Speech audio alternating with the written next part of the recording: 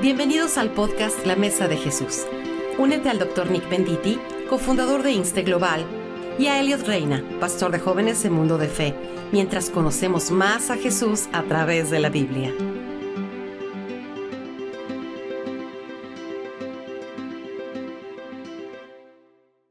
Bienvenidos de nuevo a la Mesa de Jesús.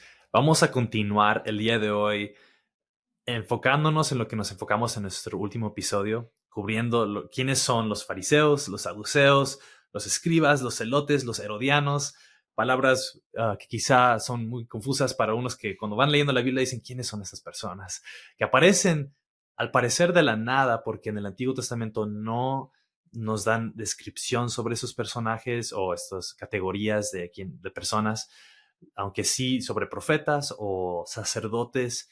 Estas personas parecen ser que aparecen de la nada en el Nuevo Testamento. Entonces, en nuestro último episodio cubrimos un poquito sobre quiénes son, una descripción rápida. Entonces, hoy voy a ahorita dar un repaso rápido para que podamos saber quiénes son cada persona, pero por favor, si no escucharon el último episodio, vayan y escuchen ese primero. Y el día de hoy vamos a ir a ciertos pasajes donde estas personas interactúan el uno con el otro o con Jesús, y así vamos a poder quizá aprender un poquito más sobre quiénes son, cuáles eran sus metas, sus enfoques y por qué son importantes para la historia del Evangelio. Entonces, rápidamente, para repasar, los fariseos cubrimos de que ellos eran eruditos religiosos, expertos en la ley del Antiguo Testamento. Empezaron en sí, se formaron este grupo quizá en el cautiverio en Babilonia o durante la revolución de los macabeos. No se sabe exactamente, dependiendo de quién escuches o estudies de gente que estudia historia. Pero los fariseos obviamente son los más claves, creo que son los que más se mencionan en el Nuevo Testamento. De ahí también vemos mucho a los saduceos. Los saduceos eran como una clase de sacerdotes que cuidaban del templo. Ellos guardaban las cosas del templo y también tenían teología diferente de los fariseos, que bueno, ahorita veremos un poquito más sobre eso. La tercera categoría son los escribas. Los escribas eran como abogados, un tipo de abogado. Ellos cuidaban o llevaban las cuentas de reyes o de gente importante, y a veces también se cree que ellos copiaban las escrituras, quizá que gente como Esdras era como un tipo de escriba. Después el cuarto que cubrimos eran los celotes. Ellos eran, bueno, depende a quién le preguntes, podría ser terroristas o más bien aquellos que traen libertad del dominio de los romanos y de su imperio. Ellos buscaban un poder político terrenal, esperaban que el Mesías iba a ser una figura política, que ellos no temían usar violencia para alcanzar esta libertad de los romanos, y eran militantes en sí, aunque eran independientes. Y el último grupo que cubrimos eran los herodianos. Y los herodianos eran políticos en favor de Herodes, el rey Herodes, que gobernaba sobre Jerusalén, aunque estaba debajo del gobierno romano, obviamente, y ellos trabajaban con los romanos. Ellos no les molestaba que los romanos tenían el poder sobre Jerusalén, sino que ellos ayudaban a los romanos y al rey Herodes. Entonces, repaso rápido para que se acuerden, y ahorita que vayamos mencionando diferentes de estos categorías, podamos entender más quiénes son. Entonces, vamos a ir por diferentes pasajes y vamos a ver cuánto podemos cubrir con el tiempo que tenemos el día de hoy. Pero quiero empezar con el primero que vemos en Mateo 5, versículo 20, y después se lo paso a usted, Doc, para que nos ayude a ver qué podemos aprender de esas personas aquí. Pero en Mateo 5, ese es el sermón del monte que da Jesús, que cubre del capítulo 5 hasta el 7, y eso es después de que da las bienaventuranzas y dice que ustedes, mis seguidores, ustedes son la sal de la tierra, la luz del mundo, y después dice que yo vine no a deshacerme de la ley, sino para cumplir la ley. Y después dice en el versículo 20, porque les digo a ustedes que si su justicia no supera la de los escribas y fariseos, no entrarán en el reino de los cielos.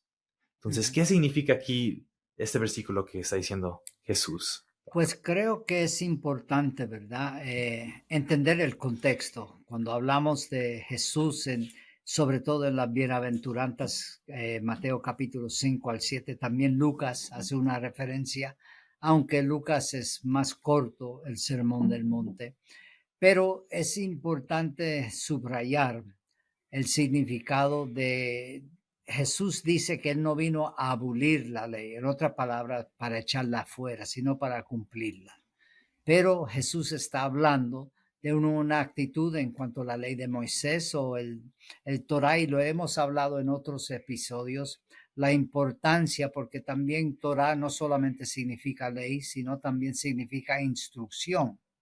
Entonces, lo que Jesús quiere enseñar aquí, pienso yo más que nada, es enseñarnos la importancia de no solamente conocer la ley, pero en manera intelectual, sino aplicarla a tu vida, que sea transformadora.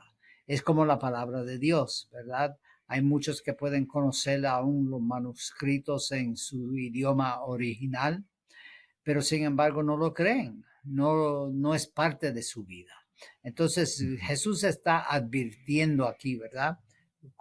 Si miramos al versículo anterior, dice, cualquiera pues que anule un solo de estos mandamientos, ¿verdad? Hablando en cuanto al Torah, aún de los más pequeños, y así lo enseña a otros, será llamado muy pequeño en el reino de los cielos. Pero cualquiera que los guarde, otra vez, ¿cuál es la reacción en cuanto a la ley? ¿Cuál es la reacción en cuanto a la palabra de Dios? No es solamente enseñarla de una manera superficial, sino, como dice aquí, pero cualquiera que los guarde y los enseñe, este será llamado grande en el reino de los cielos. Y entonces el verso que tú acabas de leer es la actitud, el comportamiento que va unido con la palabra de Dios. No es solamente saber mucho de ella, poder citarla, aunque todo eso nos ayuda, pero es la actitud. ¿Cómo es que yo respondo? La pregunta es, ¿cómo es que yo respondo a la palabra de Dios? ¿La obedezco, la creo, la implemento en mi vida? Y también guardarnos de lo opuesto, que uno puede implementarla en su vida, pero ser un hipócrita, que es también lo que Jesús habla y lo que estamos mirando en cuanto a la palabra de Dios y los diferentes grupos religiosos.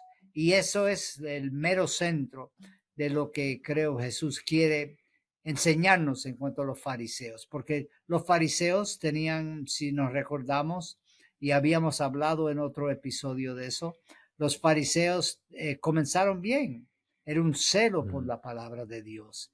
Ellos amaban la palabra de Dios, insistían en el estudio serio de la palabra de Dios, pero después entonces se volvieron religiosos y entonces en vez de actuar conforme a ella, actuaban buscando el bienestar de ellos contrario a la ley.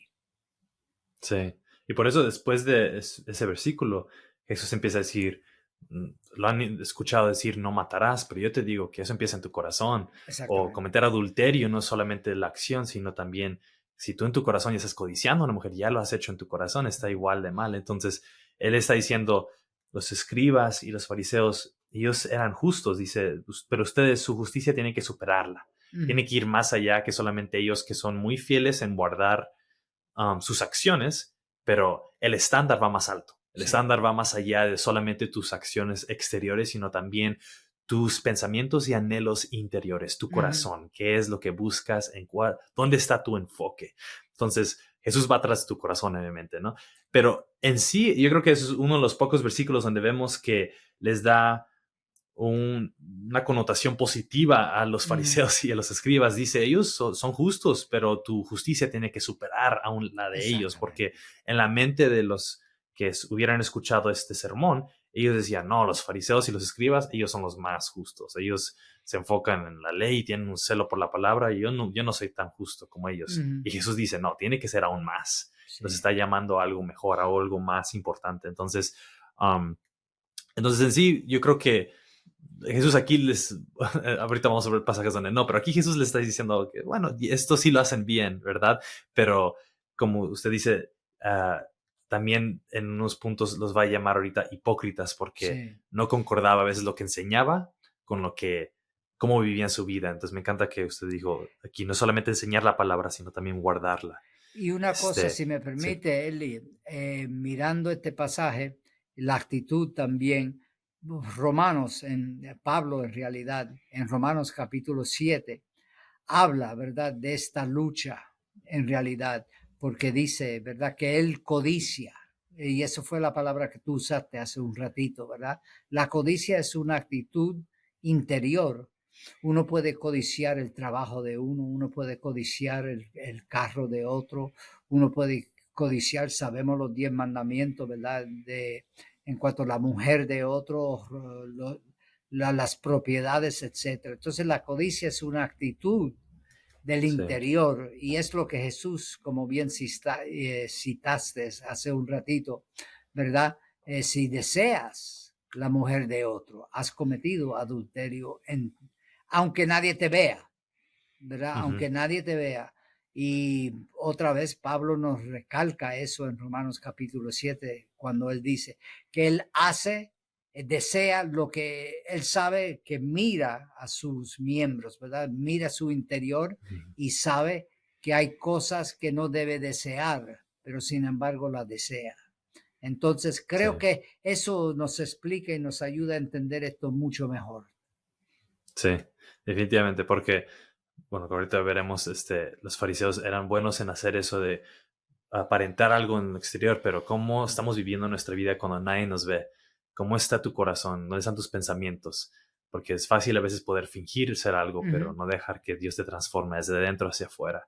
Entonces, um, vamos a Mateo 16, entonces, porque ahora que vimos que Jesús los llama justos, que lo cual tiene una connotación muy importante, la justicia de Dios que hemos cubierto en otros episodios, pero después, por ejemplo, aquí en Mateo 16, Jesús hablando con sus discípulos, acaban de cruzar en la barca, y dice en Mateo 16, 6. Bueno, deja empezar desde el versículo 5. Los discípulos al pasar al otro lado se habían olvidado de tomar panes. Entonces Jesús les dijo, estén atentos y cuídense de la levadura de los fariseos y saduceos. Aquí menciona a los dos, Ujú. fariseos y saduceos. Y ellos discutían entre sí diciendo, lo que lo dice porque no tomamos panes. Pero Jesús dándose cuenta dijo, hombres de poca fe, ¿por qué discuten entre sí, entre ustedes que no tienen pan? ¿Todavía no entienden ni recuerdan los 5 panes para los 5,000 y cuántas cestas recogieron? Ni los 7 panes para los 4,000 y cuántas canastas recogieron. ¿Cómo es que no entienden que no les hablé de los panes, pero cuídense de la levadura de los fariseos y saduceos? Entonces entendieron que él no les había dicho que se cuidaran de la levadura de los panes, sino de la enseñanza de los fariseos y saduceos. Entonces aquí, después de que Jesús tuvo que explicarse, entendieron que Jesús está diciendo que la levadura de los fariseos y saduceos es la enseñanza de los Ujú. fariseos y saduceos. Entonces, Doc, ¿por qué Jesús les advierte que se cuiden de su enseñanza, cuiden su doctrina, ¿no? Ujú. Cuiden lo que ellos están escuchando de sus prédicas o las enseñanzas de esos fariseos y saduceos?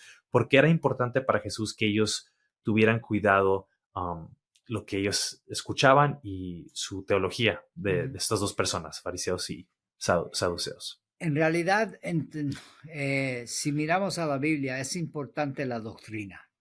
Hay algunos que dicen, no, la doctrina es muerta y entonces tiene que ver con la implementación de lo que hacemos, etcétera, etcétera. Pero no es uno o el otro, sino son los dos. Entonces, está diciendo, mira, pueden tener buena doctrina, pero no la aplican, vamos a ponerlo así. Y creo que es una advertencia a nosotros, Elliot. Yo lo digo por mí mismo, es una advertencia porque hay los que tienen muy buena doctrina, ¿verdad? Pueden conocer o han estudiado bien la teología sistemática y pueden hablarte de la relación del Antiguo y Nuevo Testamento, de esto, lo otro, y tienen buena doctrina, pero sin embargo su comportamiento no va unido. Y por eso digo Mm, que no es uno o el otro, sino los dos van juntos. Y es lo que Jesús está advirtiendo. está advirtiendo no solamente a ellos, pero lo tomo muy en cuenta para mí en lo personal. Está advirtiendo que, mira, mi comportamiento, la manera que yo guarde, que yo actúe, tiene que estar firme y mostrar la palabra de Dios, ¿verdad? Si la palabra de Dios nos advierte de no robar y yo robo, y aunque nadie me vea, ¿verdad? Pero yo robo, yo estoy abrogando en realidad lo que es la palabra de Dios. Y es la Sí, advertencia otra vez de Jesús, no solamente para los fariseos, pero para sus discípulos, porque no nos olvidemos que estaban los fariseos, pero también estaban los discípulos de Jesucristo, y Mateo también nos habla de los discípulos de Juan el Bautista.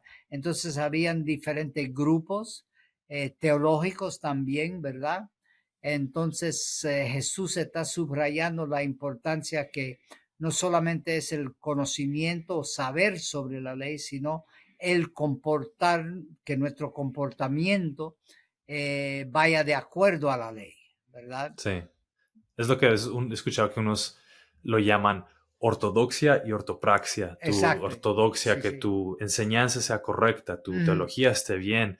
Es importante, no podemos Sí, descartar eso, pero al mismo tiempo nuestra ortopraxia debe de reflejar nuestra ortodoxia, nuestra exactamente, muy bien práctica, dicho.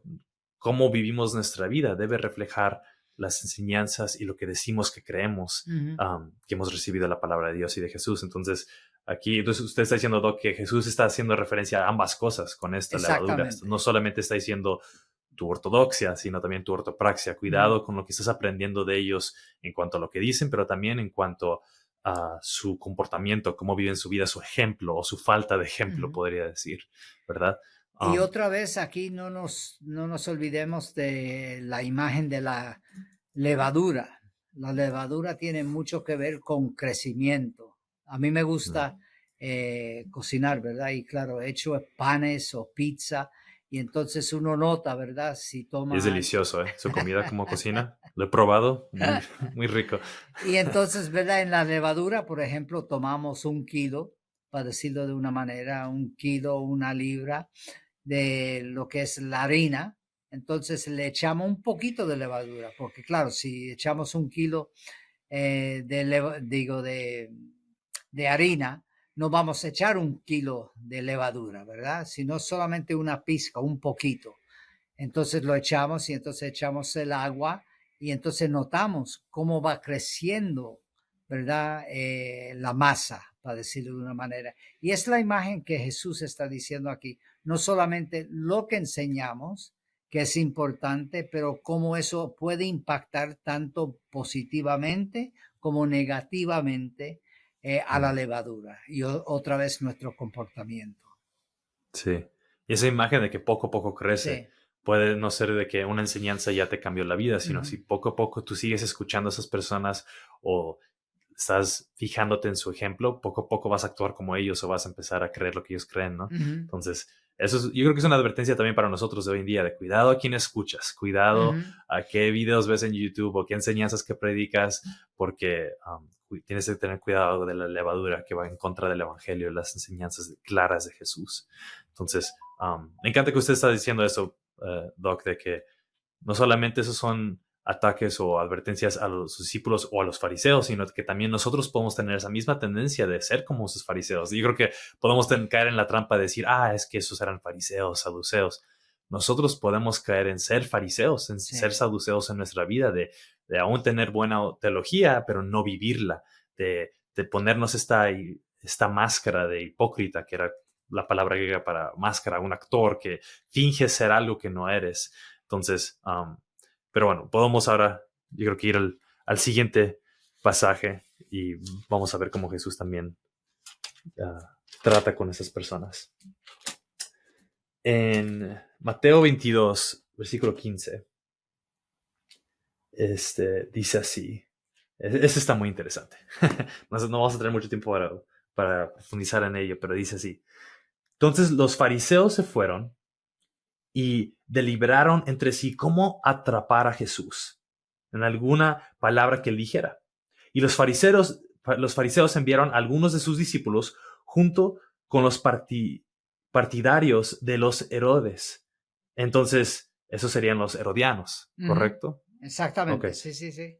Ok, entonces aquí vemos los fariseos con los herodianos. Entonces los mandan diciendo: Maestro, sabemos que eres veraz y que enseñas el camino de Dios con verdad y no buscas el favor de nadie, porque eres imparcial.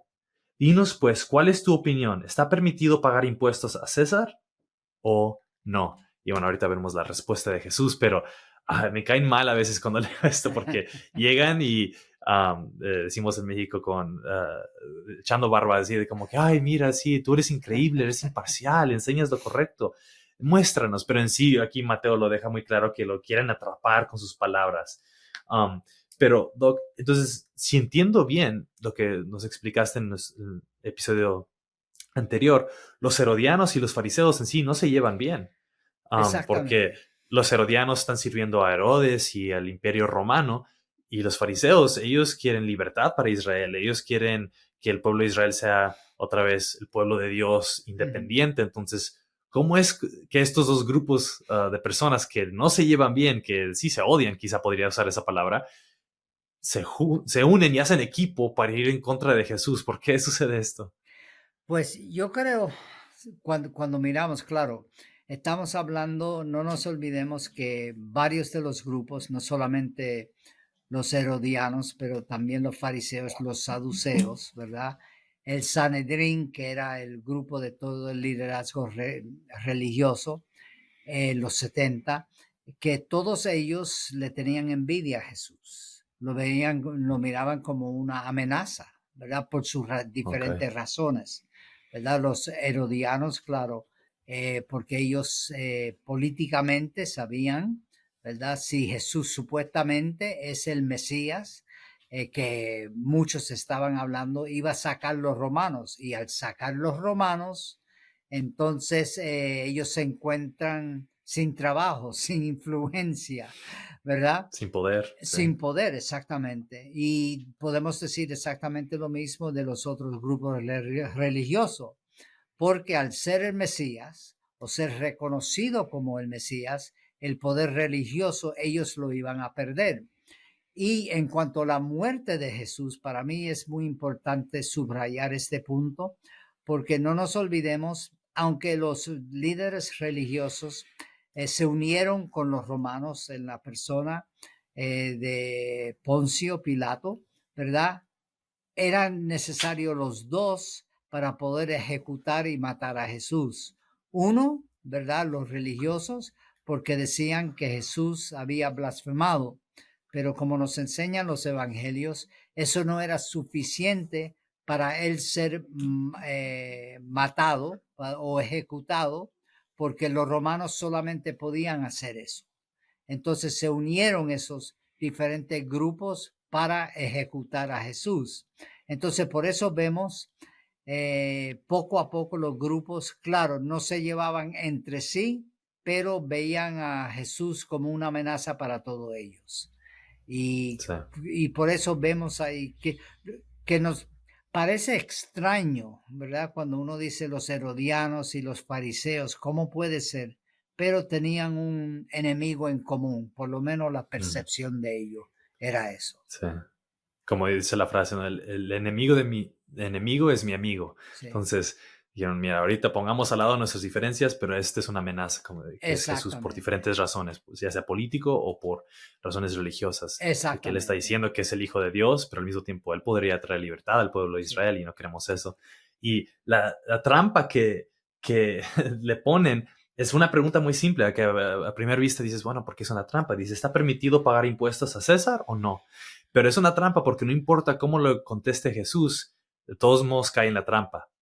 Así Jesús dice, sí, pues paguen sus impuestos, claro que sí, deben de pagar sus impuestos a César. Entonces los fariseos dicen, te atrapamos, ¿ves? No es el Mesías porque está él rindiendo su poder ante César y está doblando su rodilla ante César y el imperio romano, y no está aquí para traer libertad al pueblo de Israel y ser el rey de los judíos como sabemos que el Mesías va a ser. Entonces, ¿ves? No es el Mesías. Pero si él dice no, no paguen los impuestos a César, entonces los herodianos dicen, ya vemos que tú eres un rebelde y te podemos llevar a la cárcel porque no estás diciendo que no debemos de pagar impuestos a César. Entonces, no importa cómo lo conteste Jesús, pierde, pero Jesús es Jesús. Entonces, él da una respuesta increíble y dice, ¿qué imagen ves en esta moneda del denario? Y dicen, pues la imagen de César. Y dice, pues denle a César lo que es de César, pero denle a Dios lo que es de Dios. Diciendo que todo ser humano está hecho a la imagen de Dios, entonces todo aquello que tiene la imagen de Dios le pertenece a Dios. Entonces, últimamente, aún César está hecho a la imagen de Dios, le pertenece a Dios. Entonces, sí, denle a César lo que es de César, que lo que tiene su imagen, pero denle a Dios lo que es de Dios. Y al final me encanta que ellos dicen, al oír eso se maravillaron y lo dejaron y se fueron. Pues les falló su trampa a los herodianos y los fariseos. Yo creo que tenemos tiempo para un pasaje más en Mateo y después que usted, Doc, quería mostrarnos uno en Hechos, pero en Mateo 23 no tenemos tiempo, pero todo este capítulo en sí, Jesús denuncia a los escribas y a los fariseos. Y dice unas palabras bastante directas. Ahí yo creo que a veces tenemos una imagen de Jesús de que es muy amable y nunca ofendió a nadie, pero si tú tienes esa imagen de Jesús, te animo que leas este capítulo y vas a cambiar de opinión. Como un ejemplo, no os voy a leer el versículo 2 y 3. Dice, los escribas y los fariseos se han sentado en la cátedra de Moisés, de modo que hagan y observen todo lo que les digan, pero no hagan conforme a sus obras, porque ellos dicen y no hacen. Entonces aquí los llama hipócritas, dice, dicen lo correcto, pero no están haciendo lo correcto, que va de la mano con lo que vimos en Mateo 16. ¿Por qué Jesús sintió que era importante exponer a todos los fariseos y escribas delante de las personas como gente que era falsa, que no vivía lo que predicaba? Porque otra vez no nos olvidemos el mensaje de Jesucristo era el reino de Dios. Entonces, él llevó la ley a un nuevo lugar, para decirlo de así. Estaba hablando de la importancia de lo que es servir a Dios, cómo servimos a Dios, cómo sabemos cuál es la voluntad de Dios. Pues a través de la palabra de Dios. ¿Cómo interpretamos? Entonces preguntamos, ¿cómo interpretamos la palabra de Dios? La palabra debe de ser encarnada, para usar una frase, encarnada en nuestras vidas, obedecerla, guardarla. Entonces, por eso es que vemos estos diferentes pasajes, ¿verdad? Y la importancia, y repito otra vez, aunque lo he hecho ya 2 o 3 veces aquí, pero la importancia para nosotros, ¿verdad? Que abremos nuestros ojos. Proverbios capítulo 4, al final del capítulo, habla de guardar sobre toda cosa, guarda tu corazón, ¿verdad? Y también siguen los versículos hablando de lo que uno ve, con donde uno camina, la importancia de vivir una vida integral ante Dios y también los seres humanos. Yo creo que es una advertencia para nosotros hoy en día, y también las personas que tanto si llevan años caminando con el Señor y creyendo en Jesucristo, como los recién que están tomando sus primeros pasos en cuanto a lo que es el Evangelio. Necesitamos reflejar la vida de Jesús a través del Espíritu Santo en nuestras vidas. Sí, me encanta que dice eso, porque es una advertencia para nosotros de que nosotros podemos caer en lo mismo que ellos, de que decimos lo correcto, pero no, nuestra vida no concuerda con lo que decimos. Y otra cosa que también a través de este pasaje es que Jesús dice que ellos habían hecho cosas pequeñas muy importantes, y las cosas más importantes las descuidaban. Y dice, ustedes hipócritas, les dice, pagan diezmos sobre cositas, pero dice, los preceptos más importantes de la ley, la justicia, la misericordia y la fidelidad, estas no las cuidan, las descuidan. Y dice, esas cosas las debían haber hecho sin descuidar aquellas. Entonces, no es de que a veces era tan incorrecto lo que predicaban o su enfoque de los fariseos, pero como usted dice, donde estaba su ojo eran detalles de diezmo o en cosas particulares de rituales, y habían perdido el enfoque de las cosas más importantes de Dios, que aquí dice que es la misericordia, la justicia y la fidelidad. Entonces, igual podemos caer en esa misma trampa nosotros, de enfocarnos en legalismo de cosas y perdernos de de las cosas más importantes. Entonces, bueno, El mucho más en ese último capítulo que pasaje. no, sí, que no podemos cubrir. Vamos al último, que está en Hechos. Ahora vamos a salirnos de Mateo en Hechos 23, versículos 6 y 7, dice así. Ahora, esto es Pablo ante el concilio, esto ya es después de la resurrección de Jesús y la conversión de Pablo, obviamente. Y aquí dice, versículo 6. Entonces Pablo, dándose cuenta de que una parte eran saduceos y otra fariseos, alzó la voz en el concilio: hermanos, yo soy fariseo, hijo de fariseos. Se me juzga a causa de la esperanza de la resurrección de los muertos. Cuando dijo esto, se produjo un altercado entre los fariseos y los saduceos, y la asamblea se dividió. Porque los saduceos dicen que no hay resurrección, ni ángel, ni espíritu, pero los fariseos creen todo esto. Entonces, Doc, ¿qué está sucediendo aquí en este pasaje? Pues no nos olvidemos lo que estábamos hablando hace un ratito, ¿verdad? Que se unieron estos grupos que obviamente no llevaban o no estaban de acuerdo en muchas cosas el uno con el otro, se unieron para matar a Jesús, para decirlo de una manera. Pero estamos hablando después de la resurrección, estos mismos grupos que se habían unido seguían teniendo esa diferencia entre ellos. Y Pablo, de una manera muy astutamente, ¿verdad? Ve que, mira, yo soy fariseo, pues mira, veo que lo que son las personas aquí, algunos son fariseos, otros son saduceos, y suelta, ¿verdad?, su opinión. Y no nos olvidemos la importancia de lo que es el evangelio, porque aquí habla de una manera bien clara. Pablo exhorta y habla sobre la resurrección de los muertos. En otras palabras, aunque los fariseos creían en eso y los saduceos no, era el mero centro del evangelio, de las buenas noticias y el anuncio de Pablo, la resurrección de Jesucristo.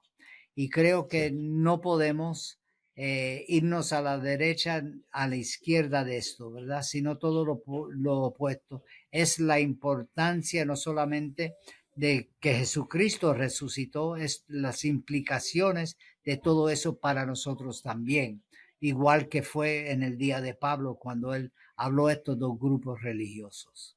Entonces, para nosotros como creyentes en el siglo XXI, mirando hacia atrás, nos debe de inspirar la misma confianza que tenía Pablo, ¿verdad? De una resurrección no solamente de Jesucristo, como él dice, ¿verdad? También en su carta en Corintios, dice la importancia y que somos la primicia. Jesucristo fue la primicia, son la esperanza que nosotros tenemos. Donde Cristo está, lo que Cristo ha hecho, se puede aplicar a nuestras vidas cuando nosotros fallecemos y morimos, que vamos a estar con Él. Sí, y aquí, bueno, mucho más que podríamos decir, pero Sí. ve Pablo esta diferencia teológica que tienen los saduceos, que no creen en la resurrección, en ángeles, y los fariseos, que en sí esto sí lo tienen correcto, que sí creen en la resurrección. Y Pablo toma esta oportunidad donde él está predicando sobre la resurrección de Cristo, el evangelio claro de que ha resucitado, y causa esta división para que él se pueda escapar del problema en el cual ahí tenía con el concilio. Y vemos también eso en Mateo 22, donde los saduceos vienen a preguntarle a Jesús sobre la resurrección, aunque ahí mismo también Mateo nos dice, ellos ni creían en la resurrección, pero que estaban aquí fingiendo. Entonces, todas estas cosas yo creo que ojalá les ayuden a leer la Biblia, a leer Mateo y los otros evangelios. No pudimos cubrir más pasajes donde vemos estas personas cómo interactúan y sus diferencias, pero espero esto les haya dado herramientas para que puedan seguir estudiando la Biblia, conociéndola más y conociendo más a Jesús últimamente a través de ella. Entonces, pues muchas gracias, Doc.